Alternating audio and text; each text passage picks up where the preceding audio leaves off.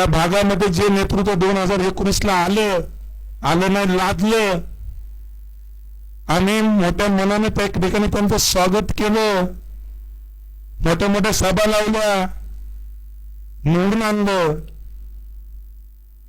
पण आमच्या पदरात काहीच पडलं नाही. या मतदारसंघाच्या पदरात काहीच पडलं नाही.